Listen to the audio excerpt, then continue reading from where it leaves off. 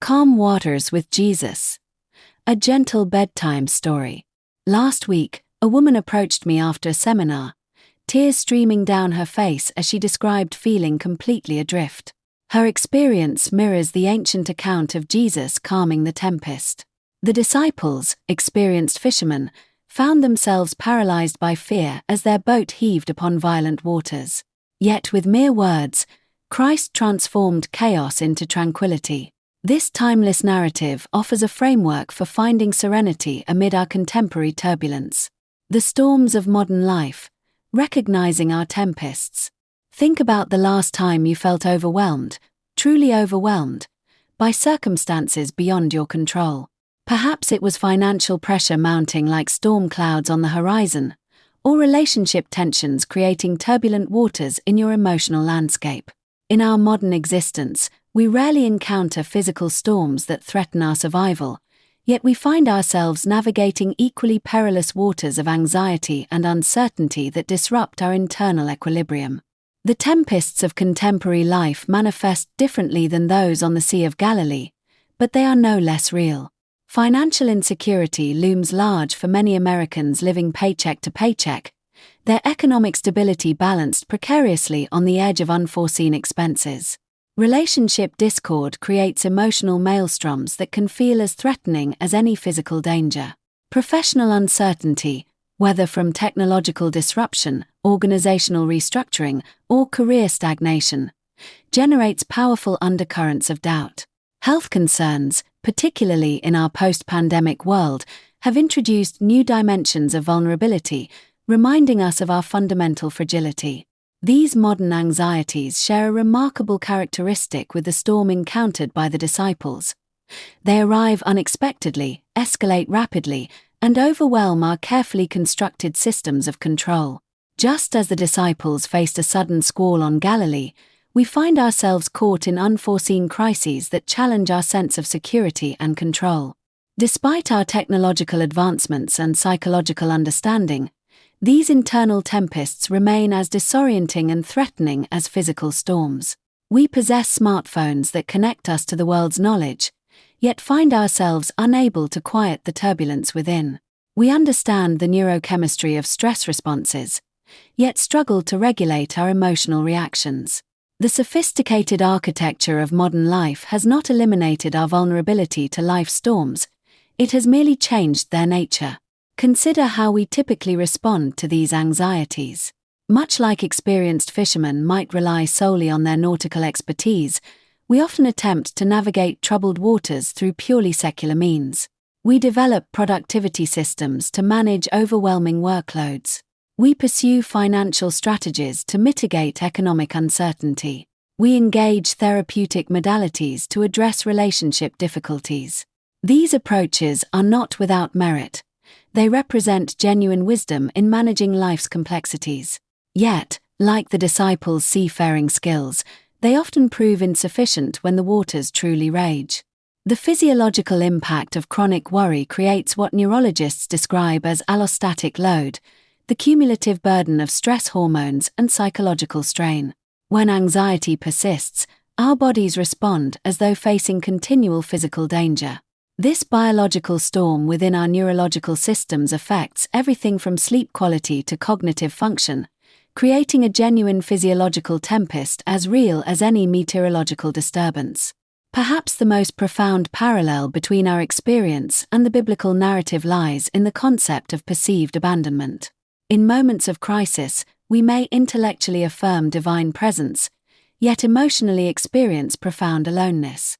This disconnection between theological understanding and emotional experience creates spiritual dissonance remarkably similar to the disciples' distress when Jesus remained asleep during their crisis. They knew Jesus was physically present, they could see him sleeping in the stern, yet his apparent disengagement from their emergency felt like abandonment. How often do we experience similar feelings? I know God is supposed to be present, but where is he in this storm? Our information age presents a striking paradox. Greater knowledge has not necessarily translated to greater peace. We possess unprecedented access to information about health, relationships, finance, and spirituality, Yet anxiety disorders have reached epidemic proportions globally.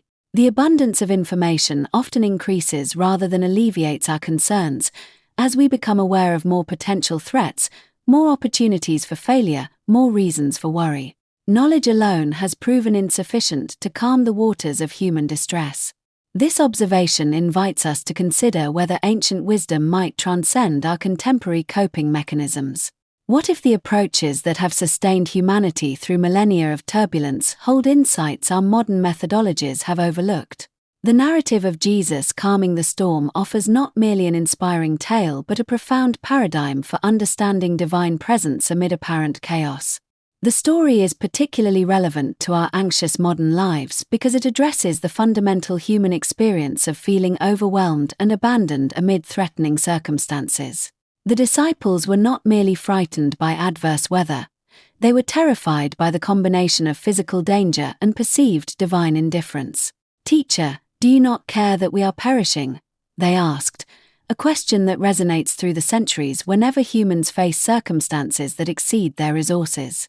The narrative offers a timeless framework for understanding divine presence amid apparent chaos precisely because it does not minimize the reality of the storm. The waves were genuine. The danger was real. Yet the story suggests that the disciples' primary problem was not the external threat but their interpretation of what Jesus' sleep signified. They read his rest as evidence of indifference rather than as a demonstration of perfect trust. Similarly, we often interpret divine silence amid our struggles as evidence of absence rather than as an invitation to deeper trust. The setting: an ordinary journey across familiar waters. The disciples' misreading of Jesus' posture invites us to examine the context in which this encounter occurred. Beneath the surface of this seemingly routine crossing lay a divine appointment with transformation.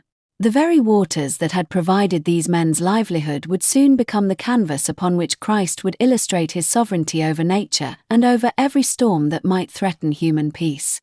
The Gospel accounts place this pivotal moment on the Sea of Galilee, known also as Lake Gennesaret or the Sea of Tiberias. This freshwater lake, approximately 13 miles long and 8 miles wide, sits below sea level in a geographical depression that contributes to its unpredictable weather patterns. Surrounded by hills and mountains, the lake is susceptible to sudden atmospheric changes when cool air from the Mediterranean descends through mountain passes and collides with the warm air over the water, generating violent windstorms with minimal warning. For the disciples, this body of water represented home, the familiar terrain of daily existence. Several among them, Peter, Andrew, James, and John, had earned their livelihood as fishermen on these waters before their calling to discipleship. Their physical memory held the weight of nets in calloused hands, the gentle rocking of their vessels at dawn, the splash of oars breaking the water's surface, and the satisfaction of nets heavy with fish.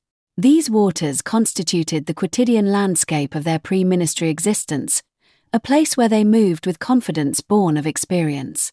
Archaeological findings reveal a preserved first-century fishing vessel similar to what the disciples would have utilized.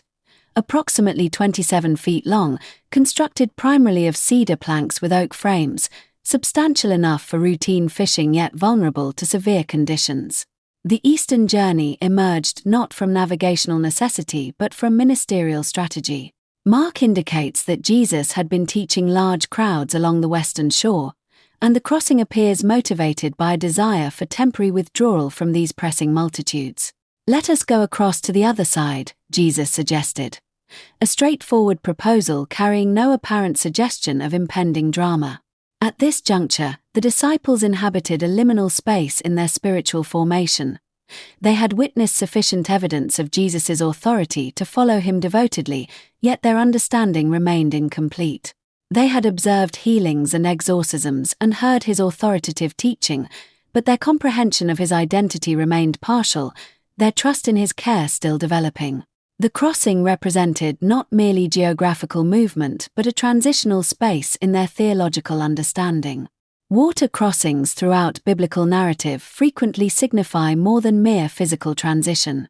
From the Israelites' passage through the Red Sea to Joshua leading the people across the Jordan, water crossings mark liminal experiences, thresholds between one state of existence and another. The Hebrew consciousness associated chaotic waters with primordial disorder. To traverse water was to encounter the boundary between order and chaos, security and vulnerability, a symbolic resonance beyond the disciples' immediate awareness. What distinguishes this particular crossing is Jesus' deliberate decision to rest. Mark notes with specific detail, he was in the stern, asleep on the cushion. This posture, the Creator reclining in created space, presents a profound theological tableau. His position in the stern, traditionally the pilot's location, juxtaposes his physical passivity with his spiritual authority. This deliberate repose would subsequently create the conditions for both crisis and revelation. Jesus' sleep extends beyond physical recuperation, carrying theological significance. Within Hebrew understanding, divine rest demonstrated completed work and sovereignty, not exhaustion. His sleep amid potential maritime danger communicates absolute confidence in divine protection and purpose, precisely the trust he would soon challenge his disciples to demonstrate. This peaceful repose contrasts with surrounding cultural mythologies where deities battled chaotic waters as hostile entities. Jesus' tranquil sleep presents a sovereign deity resting in perfect peace amid the elements, not struggling against them. The narrative tension emerges from this contrast between human anxiety and divine tranquility. The disciples, despite their maritime experience, would soon encounter conditions exceeding their navigational expertise, discovering the limitations of human competence when confronting nature's extremes. This tension between human capability and divine purpose permeates contemporary experience. We navigate familiar circumstances with confidence until encountering storms that transcend our accumulated wisdom. Our modern storms, the diagnosis that shatters normalcy, the financial collapse that erases security, the relationship fracture that undermines emotional stability, function identically in spiritual formation. The transformation of familiar contexts into threatening ones reveals the limitations of self-reliance with stark clarity. Like those disciples, we move competently through our professional domains, family responsibilities, and social networks until confronting circumstances that render our expertise insufficient. Divine pedagogy often utilizes the transformation of the familiar into the threatening precisely because it reveals the boundaries of human capacity and the necessity of transcendent wisdom. When the waters that have sustained us become the waters that threaten us, we encounter the fundamental truth the disciples would soon learn. Human mastery, however extensive, remains contingent and limited. The rising tempest. When circumstances exceed human control. As the familiar transformed into the threatening. This paradox sets the stage for what occurred next on Galilee's waters. What happens when those who mastered the seas for a lifetime suddenly face a tempest beyond their considerable expertise? The narrative reveals a profound spiritual lesson about the boundaries of human competence when confronting forces beyond our control. The Sea of Galilee's geography creates conditions for meteorological volatility. Situated within a basin surrounded by hills, with the Golan Heights to the east and Mount Arbel to the west, this topographical arrangement produces a funnel effect when air masses converge. Cold Mediterranean air rushes through mountain valleys to meet warmer air above the lake surface, generating violent storms with minimal warning. Much like a seasoned executive suddenly facing an unprecedented market collapse, the lake transforms from placid to perilous within minutes, leaving even the most experienced navigator disoriented. The Gospel accounts indicate this particular storm was exceptional by Galilean standards. Mark's Gospel uses lapse, denoting a furious tempest of particular intensity. Matthew employs seismos, the same term used for earthquakes, suggesting violent agitation beyond normal weather patterns. Luke describes the disciples as being in danger, employing terminology that connotes extreme peril. How does one's identity shift when expertise suddenly proves insufficient? For the fishermen, Peter, Andrew, James, and John, this storm created a profound existential crisis. Since childhood, they had absorbed the wisdom of reading weather signs, predicting wind patterns, and navigating the lake's capricious moods. Yet now, the very environment that had sustained their families for generations threatened to become their grave.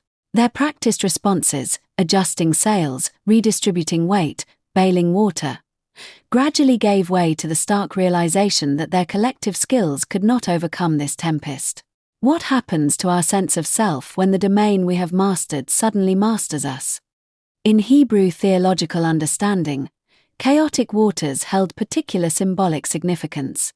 From the creation narrative where God's Spirit hovered over primordial waters, to the flood account, to the parting of the Red Sea, turbulent waters represented forces opposed to divine order.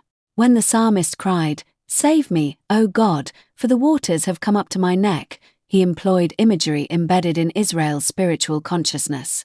Waters exceeding human control served as tangible representations of chaos threatening divine order. The disciples' experience thus carried resonances transcending immediate physical danger, evoking primal fears of cosmic disorder. As the disciples frantically fought the elements, Jesus remained asleep on a cushion in the stern. This striking contrast deserves careful consideration.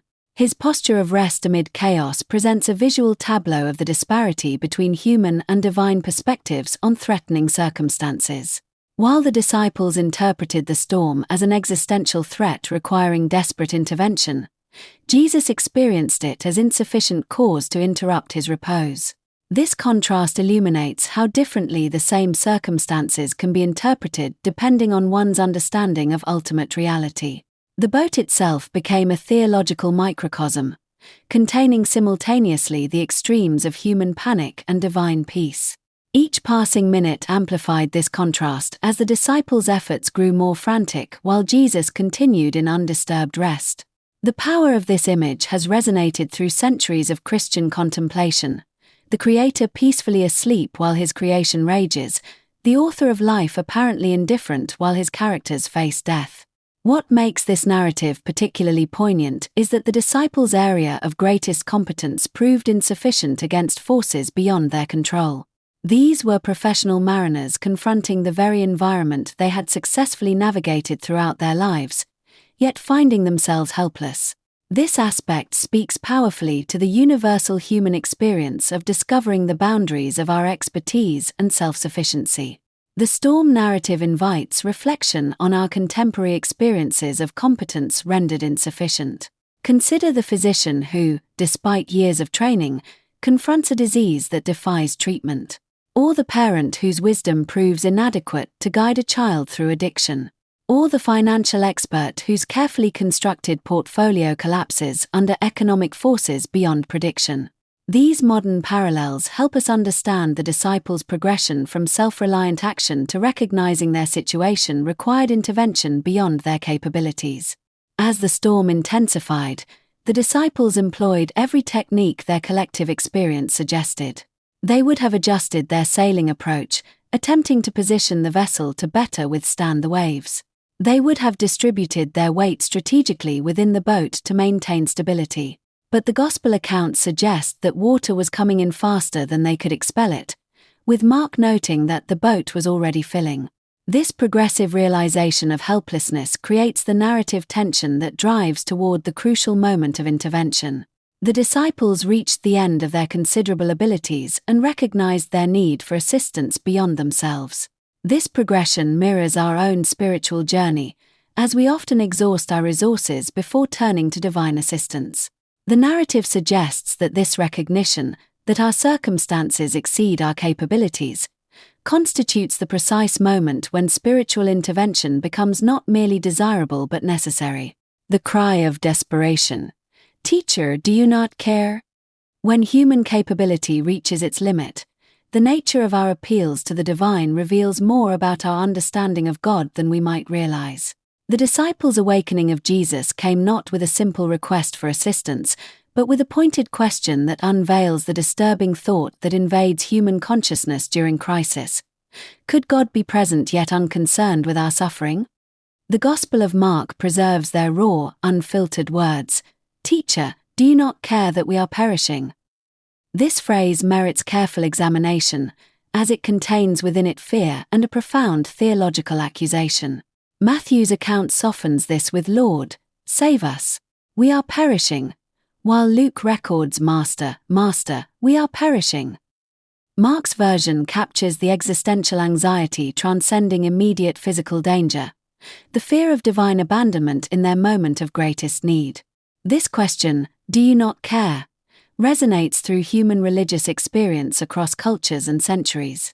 It emerges whenever the gap between divine omnipotence and human suffering becomes painfully apparent. The philosophical term theodicy, the attempt to reconcile divine goodness with the existence of evil and suffering, finds its emotional expression in this desperate accusation. When survival hangs in the balance, intellectual theological puzzles transform into visceral spiritual crises. Their question contains multiple emotional layers. First, evident fear, the natural biological response to imminent death. Beneath this lies confusion, perplexity that their teacher, whom they had witnessed perform extraordinary acts of healing, could sleep through a crisis threatening them all. This confusion transforms into indignation, reflected in the interrogative structure of their appeal. The implicit accusation suggests they believed Jesus could help but was choosing not to, misunderstanding both his nature and purpose. Ancient Jewish lament traditions provide important context for this moment. Psalm 44 verses 23 to 24 cries out, "Awake! Why do you sleep, O Lord? Rouse yourself. Do not reject us forever. Why do you hide your face? Why do you forget our affliction and oppression?" The disciples' question places them within this venerable biblical tradition of honest lament, the raw expression of doubt and pain directed toward God Himself. Take a moment to reflect on when you might have felt similarly abandoned in your darkest hour. The experience of divine silence during suffering transcends religious boundaries and historical periods. This complaint reveals the disciples' incomplete understanding of Jesus at this stage in their journey. They had witnessed his authority over illness and demonic forces, but had not yet grasped his identity as the incarnate creator who established the natural order itself. Their question indicates they viewed him primarily as a teacher with extraordinary powers rather than as divine. Their subsequent astonishment after he calms the storm further evidences this misunderstanding, an astonishment unnecessary had they fully comprehended his divinity. The paradox within their question deserves particular attention. Even while questioning Jesus' care, they implicitly acknowledged his power to save them. Had they believed him powerless against the storm, their appeal would have been futile. Their accusation thus contains a seed of faith. They believed Jesus could intervene, even as they questioned his willingness to do so. This tension between belief in divine capability and doubt about divine compassion characterizes much of religious experience. It is not total disbelief that prompts their question, but a particular form of belief struggling to reconcile divine power with apparent divine inaction. The narrative illuminates the relationship between physical and existential threats. While drowning constituted the immediate danger, their question reveals a deeper concern about divine abandonment. Physical peril often catalyzes confrontation with more fundamental spiritual anxieties about our place in the cosmos and relationship with ultimate reality. Their cry represents not merely fear of death but fear of meaningless death, perishing without divine notice or concern. The timing of their appeal holds significance. They awakened Jesus only after exhausting their considerable nautical expertise. Their question came not from immediate panic but from the progressive realization that their situation exceeded human capability. This progression from self-reliance to desperate appeal characterizes many spiritual journeys, as individuals often turn to the divine only when personal resources prove insufficient. The universal quality of their question transcends its historical context. Contemporary hospice chaplains report that terminal patients frequently express similar sentiments. Where is God in my suffering? Or has God abandoned me? The question emerges not only in life-threatening situations but in chronic suffering, relational devastation, and circumstances of persistent injustice. The disciples' cry becomes archetypal, the fundamental human response to suffering that appears divinely permitted or ignored. Their question reveals an implicit theology regarding divine responsibility. By asking, "Do you not care that we are perishing?" they attributed to Jesus both awareness of their situation and capacity to intervene, suggesting they believed divine knowledge entails divine responsibility. This connection between omniscience and moral obligation raises profound theological questions about divine responsibility toward creation. The accusatory tone of their question reflects the human tendency to interpret divine silence as divine indifference. Psychological research indicates that humans naturally interpret unexplained suffering as punishment or abandonment rather than as occurring within a larger framework of meaning. The disciples' question represents a predictable human response to suffering, the interpretation of divine inaction as divine unconcern. The divine response. Authority over creation. Between the disciples' cry of abandonment and Jesus' peaceful slumber lies a profound misunderstanding about who precisely was in their boat. The forthcoming display of authority would not merely solve their immediate crisis but would fundamentally challenge their conception of their teacher's identity, for the boundary between miracle worker and creator would momentarily dissolve before their eyes. The Gospel accounts describe Jesus' transition from sleep to action with striking simplicity. Mark's account states that Jesus awoke and rebuked the wind and said to the sea, "Peace, be still." This understated description conceals the theological magnitude of what transpired. Jesus displayed no frantic scrambling to address the crisis nor the natural alarm of someone awakened to mortal danger. Instead, his response emanated from a place of inherent authority and composure that stands in stark contrast to the surrounding chaos. The theological significance emerges in Jesus directly addressing inanimate elements, speaking to wind and waves as if they were sentient beings. His commands carried connotations of silencing rebellious forces rather than merely managing natural phenomena. This approach suggests the exercise of primordial authority over creation itself, revealing dimensions of his identity previously obscured from his followers. Matthew's account emphasizes this authority by recording that Jesus first addressed the disciples' fear before commanding the elements, indicating his prioritization of their spiritual condition alongside their physical peril. This ordering reveals a profound theological truth, that Jesus maintained concern for both the internal and external storms threatening his followers. The stern rebuke he issues to the elements parallels his confrontations with other chaotic forces elsewhere in the Gospels, suggesting a consistent display of divine control. The nature of this miracle distinguishes itself from Jesus' healing works in a fundamental way. While healing the sick demonstrates divine compassion and power over bodily ailments, commanding elemental forces transcends the categories of miracle worker or prophet. This action enters the realm reserved exclusively for the Creator in Jewish theological understanding. Ancient Hebrew cosmology, particularly as expressed in creation narratives and psalms, consistently presents God's authority over chaotic waters as a defining characteristic of divinity. Psalm 107 verse 29 declares that God made the storm be still and the waves of the sea were hushed, while Psalm 89 verse 9 proclaims, "You rule the raging of the sea, when its waves rise, you still them." By performing these precise actions, Jesus revealed an identity that aligned with divine attributes. The rabbinical interpretation of texts like Job 38 verses 8 to 11, where God questions Job about who shut in the sea with doors, and said, "Thus far shall you come, and no farther, and here shall your proud waves be stayed," established command over water as a power God explicitly did not delegate. In Jewish understanding, control over elemental forces remained a unique divine prerogative. Jesus' action therefore extends beyond demonstrating miraculous power to revealing his participation in divine identity. The immediate and complete response of creation further underscores this authority. Mark's account notes that the wind ceased, and there was a great calm. The term indicates not merely the absence of storm but an extraordinary stillness, a perfect tranquility that mirrors Genesis creation language, where divine speech produces immediate reality. This dramatic shift from deadly tempest to perfect peace reveals Jesus operating with the same creative authority that spoke the universe into existence. For the disciples witnessing this event, the revelation demanded a fundamental recategorization of their teacher's identity.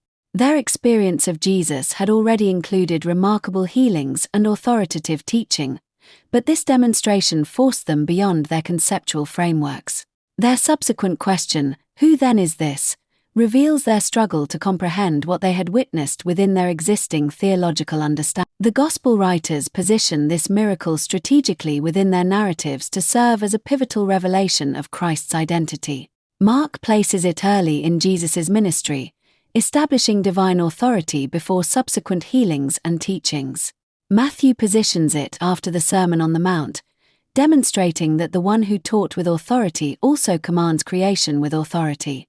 Luke includes it within a sequence of miracles that progressively reveal Jesus' power over sickness, death, and finally, natural elements.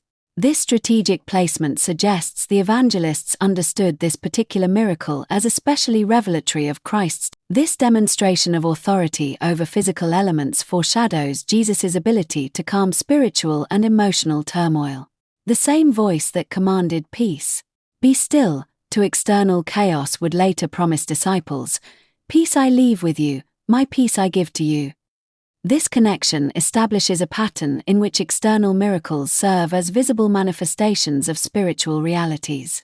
Jesus' authority over elemental chaos functions as a tangible demonstration of his authority over all forms of disorder, including those within the human. Examining the disciples' perspective during this revelation provides insight into the transformative nature of divine encounters.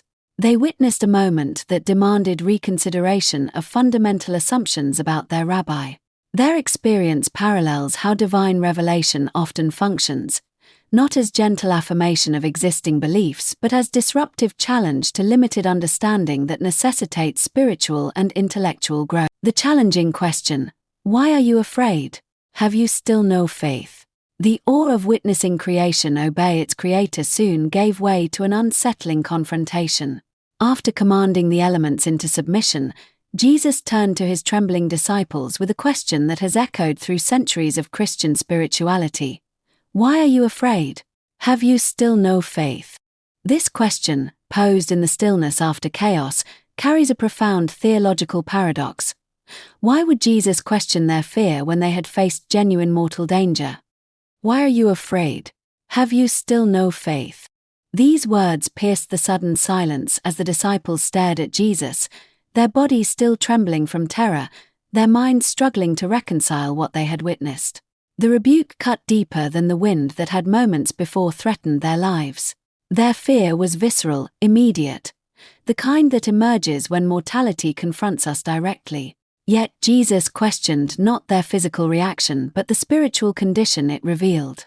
The Greek text employs deiloi to describe the disciples, not merely afraid but cowardly or timid in a way that reveals character deficiency rather than natural response to danger. His inquiry establishes a profound distinction between instinctive human reaction to threat and the spiritual disposition expected of those who have witnessed divine power. What Jesus establishes through his questioning is a reorientation of priorities. While the disciples fixated on physical endangerment, Jesus directs their attention toward spiritual reality, suggesting that their gravest peril was not drowning but disbelief. This reframing elevates the narrative beyond a simple miracle account to a paradigmatic teaching about the fundamental nature of faith amid apparent abandonment. The theological principle emerges with clarity. Faith and fear exist in dynamic tension. Faith provides an interpretive framework that transforms how fear is experienced. The disciples' terror revealed not merely natural caution but a fundamental misunderstanding about the security of Christ's presence, even when that presence appeared passive or indifferent. Consider a modern parallel.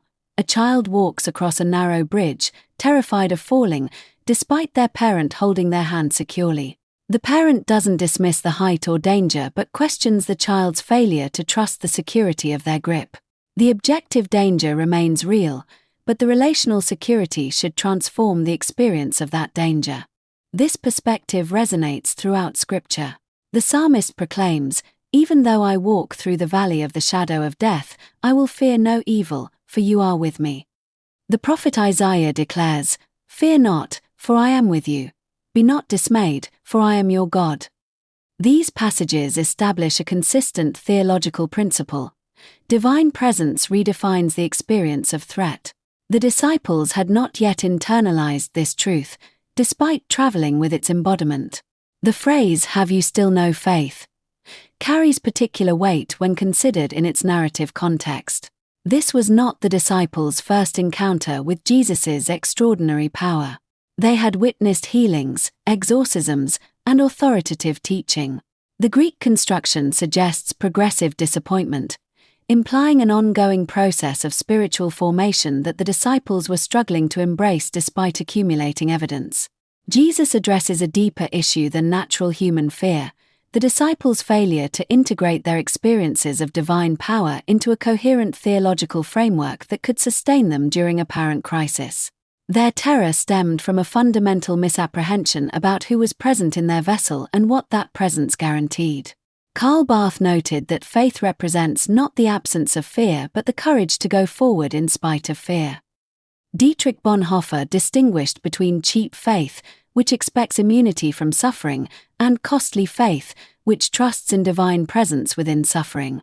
The disciples exhibited the former while Jesus taught the latter. Jesus' pedagogical methodology merits consideration. Rather than simply proclaiming a principle, he allowed the disciples to experience a situation that revealed their incomplete understanding.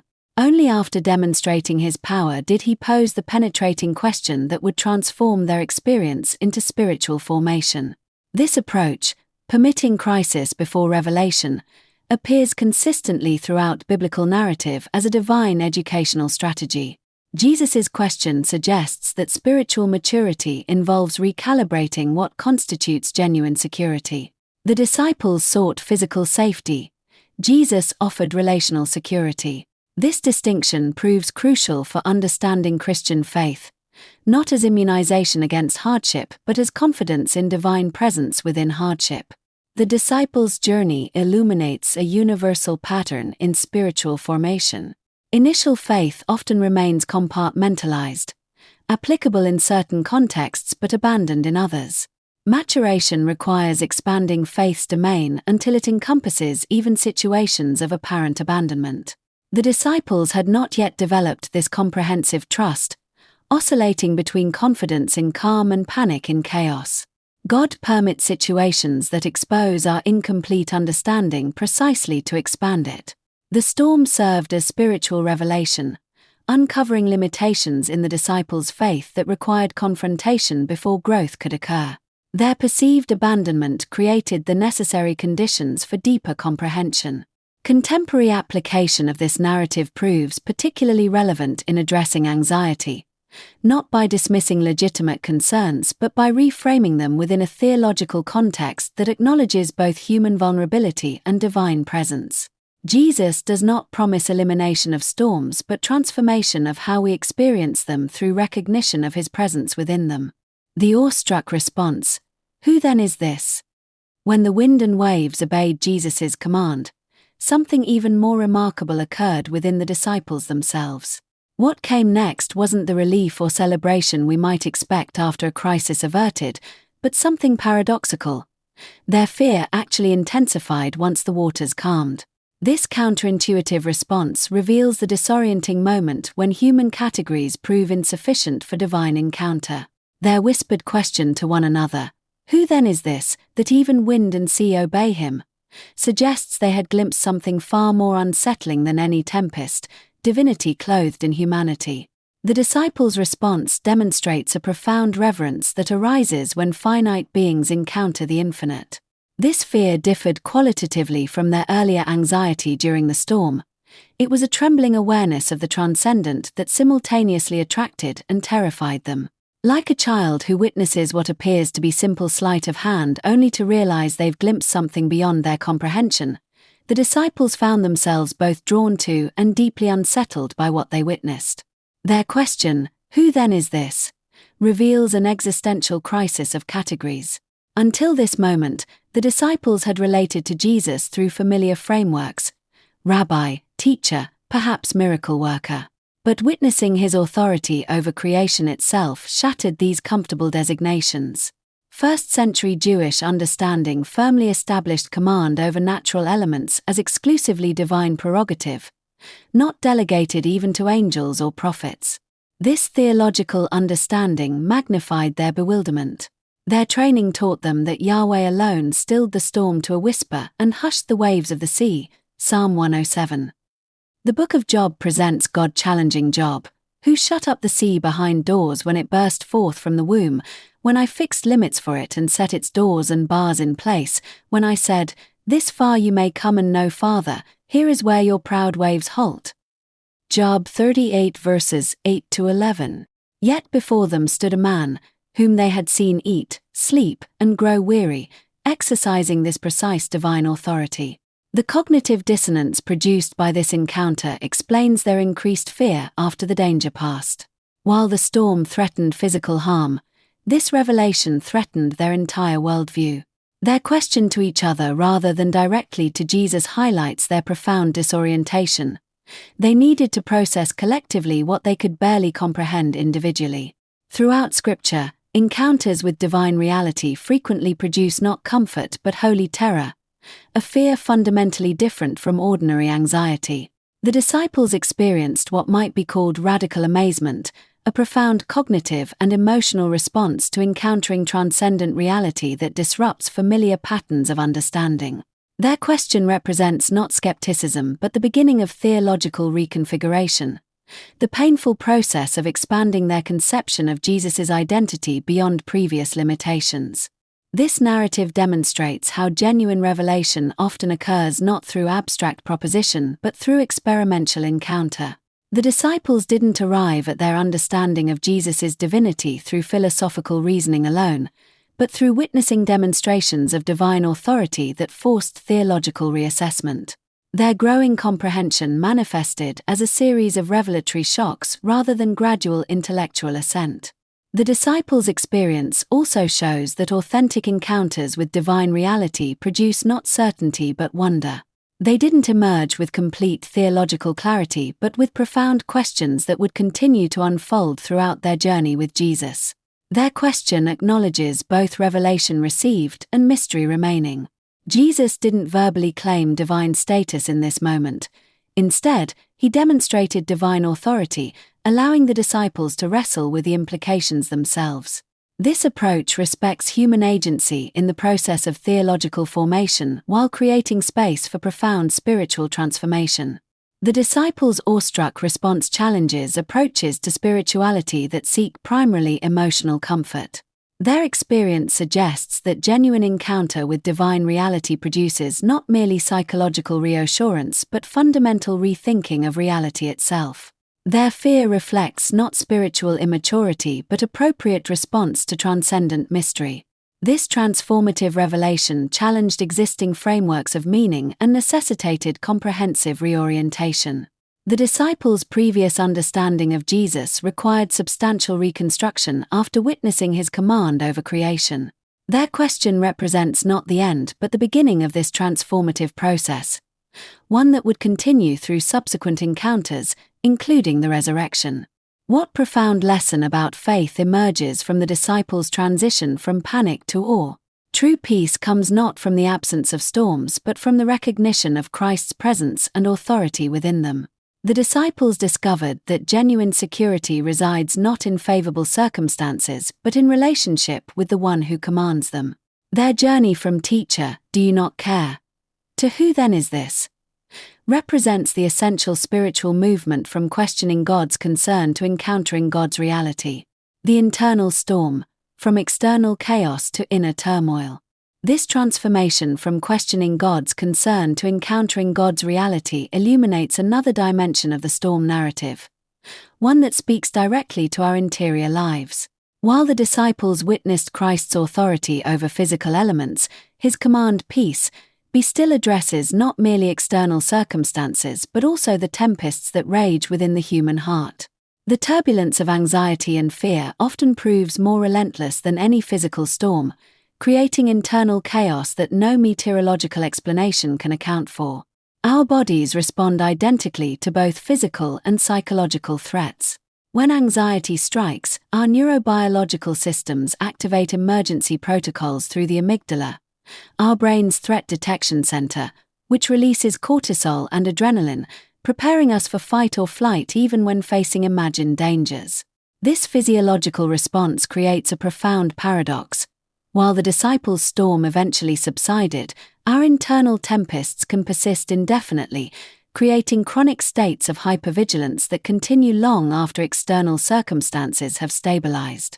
The human mind can generate its own tempests, conjuring waves of panic, rumination, and catastrophic thinking that feel as threatening as any physical danger. These internal storms prove particularly persistent because they emanate from within. We cannot simply reach different shores to escape them. Unlike external challenges that typically resolve with changing circumstances, these psychological storms can continue raging despite objective safety, demonstrating how our internal experience often diverges dramatically from external reality.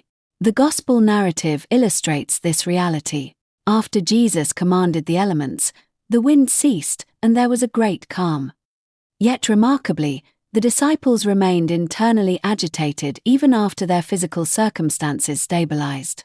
Their fear intensified rather than dissipated, a response that mirrors our modern condition, where peace eludes us not because of external chaos but because of persistent internal storms. From a theological perspective, these internal tempests reflect a spiritual condition as much as a psychological one. Scripture addresses worry as a form of misplaced trust rather than merely an emotional response. When Jesus asked, "Why are you afraid?" he addressed not simply momentary panic but a deeper spiritual orientation. The disciples' turmoil revealed uncertainty about divine care, a questioning of ultimate security that transcends circumstantial fear. The early church fathers developed this understanding further. Saint Augustine wrote of the restless heart that cannot find peace until it rests in God, acknowledging that human anxiety often manifests deeper spiritual longings. Similarly, Eastern Orthodox tradition speaks of hesychasm, the practice of inner stillness, recognizing that spiritual peace requires addressing tumultuous movements within the soul. Modern contemplative theologians have expanded this perspective, with Thomas Merton describing anxiety as reflecting the violence of our passions and the agitations of our soul. These internal storms, while manifesting as psychological distress, often reveal deeper questions about meaning, purpose, and divine relationship.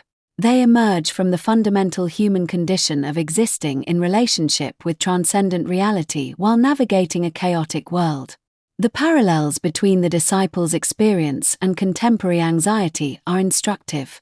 Both involve profound helplessness, a recognition that our capabilities prove insufficient against overwhelming forces. Both generate questions about divine presence during distress. Both reveal how quickly human composure dissolves when security is threatened. The disciples who confidently set sail soon found themselves crying, "We are perishing." Similarly, those struggling with anxiety often move rapidly from confidence to catastrophic thinking when their sense of control disappears. Christ's command, "Peace, be still," acquires profound significance for addressing internal chaos. The Greek term phimphti carries connotations of muzzling something wild and unruly. Applied to our internal condition, this suggests Christ's authority extends beyond physical elements to the wild forces within the human psyche that generate persistent fear. The command speaks not only to waves but to the human spirit caught in patterns of catastrophic thinking. This represents a revolutionary concept. The same voice that commanded obedience from wind and waves asserts authority over our mental and emotional states. This is not to suggest that anxiety instantly vanishes through prayer, any more than physical healing always occurs immediately, but rather that Christ's peace operates beyond merely external circumstances. His authority encompasses the neurological storms that generate persistent fear, offering the possibility of interior calm that transcends situational tranquility. Jesus' subsequent question, "Have you still no faith?" further illuminates this connection. Faith represents not merely intellectual assent but a fundamental orientation of trust that affects how we process threatening circumstances. Genuine faith does not necessarily prevent storms, either external or internal, but transforms how we experience them, providing an anchor amid the emotional turbulence of anxiety. This understanding of Christ's authority over internal storms has profound implications for those struggling with chronic anxiety. It suggests that spiritual formation addresses not merely behavioral choices but the deeper patterns of thinking that generate persistent turmoil. The path toward peace involves bringing these internal tempests under the same authority that commanded the physical elements. Such recognition does not diminish the genuine suffering of those experiencing clinical anxiety or mental health challenges. Rather, it affirms that spiritual transformation encompasses the whole person, including neurological and psychological dimensions. The biblical narrative never suggests the disciples' fear was inappropriate or that they should have remained calm amid danger. Instead, it reveals how Christ meets us in our fear, offering peace that operates on a different plane than mere circumstantial security. Cultivating calm, spiritual practices for life's storms. The storm narrative offers more than allegorical comfort. It presents a practical template for cultivating spiritual tranquility amid life's inevitable turbulence. When the disciples awakened Jesus in desperation, they unwittingly demonstrated the first step in a spiritual practice that Christians throughout centuries have refined into powerful disciplines for navigating tumultuous waters within and without. This ancient interaction between frightened disciples and their sleeping master provides a practical framework for contemporary spiritual formation. Their desperate cry, "Lord, save us," models the foundational spiritual practice of contemplative prayer, bringing raw fears directly into divine presence without pretense. The disciples voiced their authentic distress rather than composing eloquent prayers in their crisis. This unvarnished honesty before God constitutes what monastic tradition later formalized as the prayer of the heart, direct communion with divine presence. Maintaining spiritual equilibrium proves challenging when circumstances provide legitimate cause for concern. The contemplative tradition offers several practices that create internal anchors amidst external chaos. Centering prayer returning repeatedly to a sacred word that expresses intention to consent to God's presence. Rooted in desert monasticism but formalized by Thomas Keating, this practice provides a focal point for scattered attention during personal storms, just as Jesus provided for his disciples during their maritime crisis. Lectio Divina. This sacred reading creates a structured encounter with Scripture through 4 steps: reading, meditation, prayer, and contemplation. When Benedictine monk Guigo II formalized this approach, he described it as a ladder ascending from earth to heaven, transforming passages like "Be still and know that I am God" from intellectual concepts into experiential realities. Prayer of Examen developed by Ignatius of Loyola, this contemplative review of daily experience trains perception to recognize divine movement within ordinary circumstances, helping practitioners discern authentic peace from counterfeit tranquility by examining where genuine communion with God occurs, even within difficulties. Remembrance. The disciples' crisis partly stemmed from forgetting Jesus's previously demonstrated power. Throughout Scripture, remembrance appears not as passive recollection but as active spiritual practice, deliberately recalling specific evidence of divine faithfulness as antidote to present anxiety. Joshua commanded 12 memorial stones placed after crossing the Jordan, creating physical remembrance of divine faithfulness. The Passover feast and communion itself institutionalize this practice of sacred remembrance.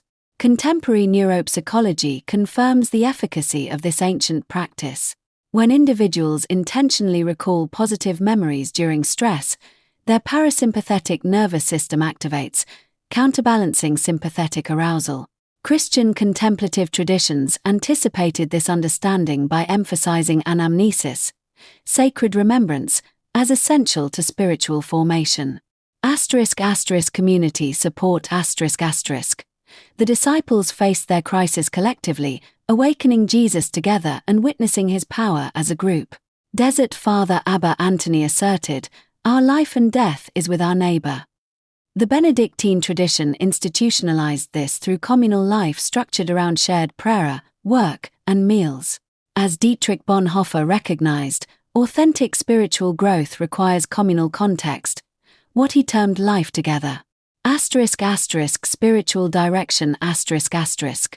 This ancient practice provides formalized communal support during overwhelming circumstances. The spiritual director serves not as expert navigator but as attentive companion, helping directees discern divine presence within chaotic experiences. This relationship parallels how disciples traveled together across Galilee's waters, facing the storm as a community rather than isolated individuals. These contemplative practices create internal conditions where divine peace can emerge amid external chaos. Yet they transcend mere psychological coping mechanisms.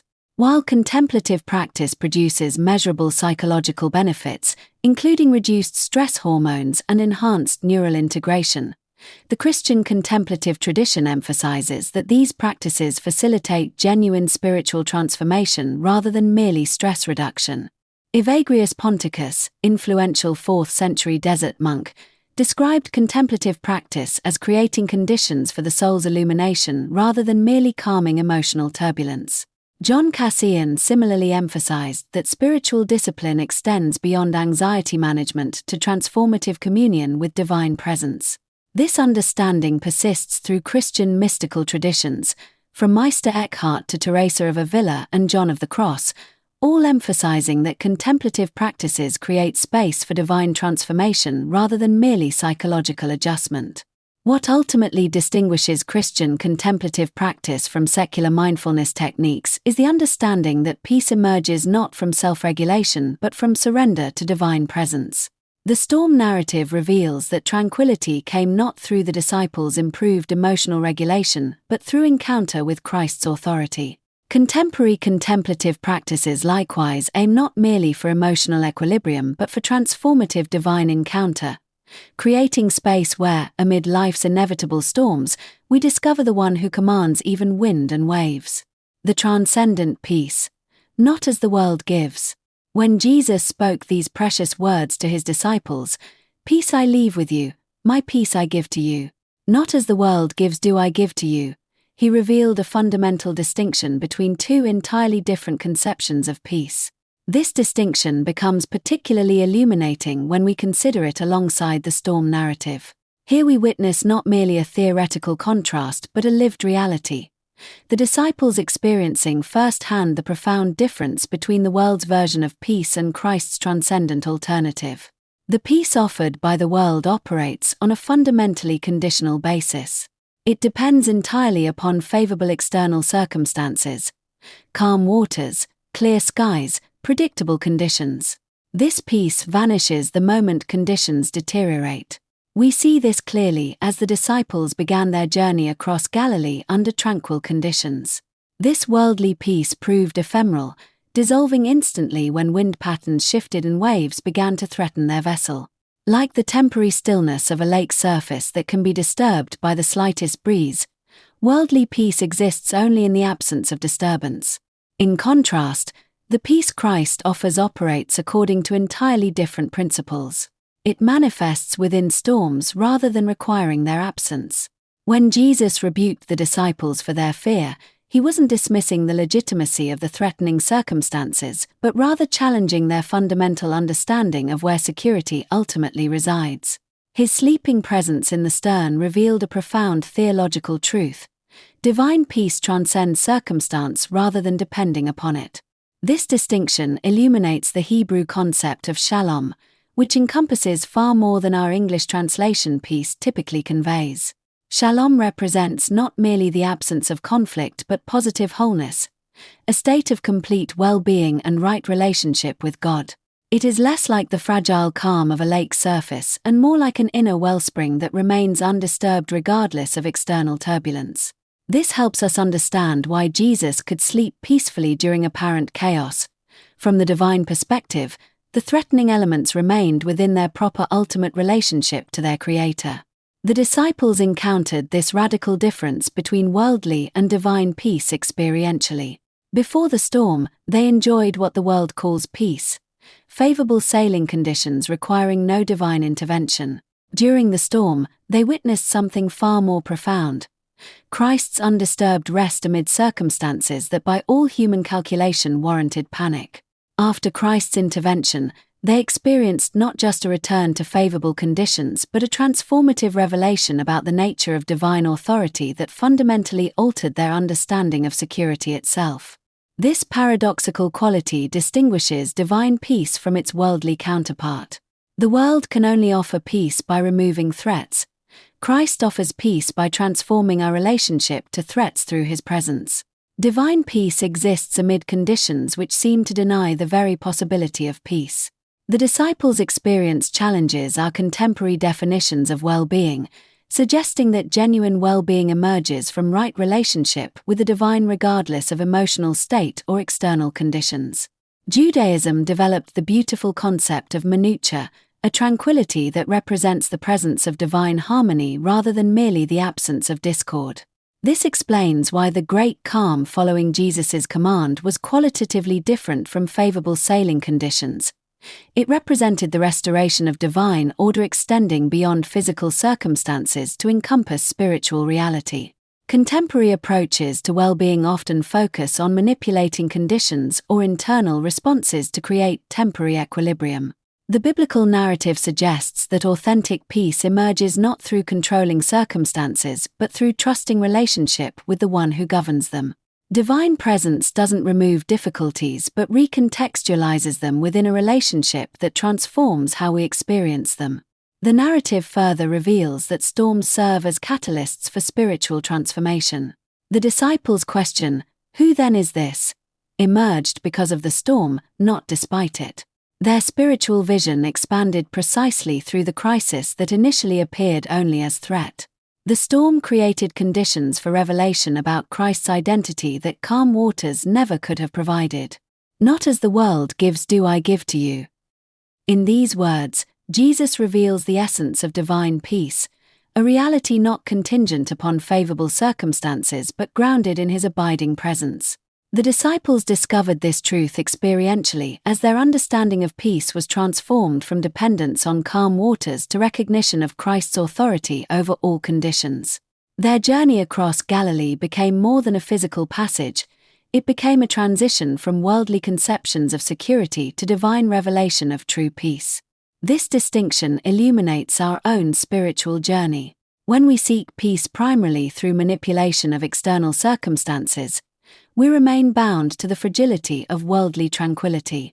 But when we anchor ourselves in Christ's presence, we discover a peace that transcends understanding, not because threats disappear, but because we experience them within the context of an unshakable relationship with the one who commands even wind and waves.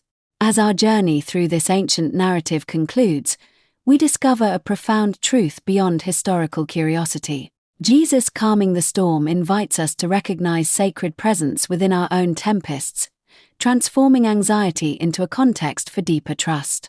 The wisdom here isn't about storms being removed, but about our transformation through them. When perception shifts rather than circumstances, we learn what the disciples discovered. Divine presence remains constant even when seemingly dormant. In your moments of overwhelming uncertainty, remember, Christ's peace isn't the absence of turbulence but the assurance that no storm has the final word. Your tempests are real, but need not define your reality. How might you embrace divine companionship in your struggles today?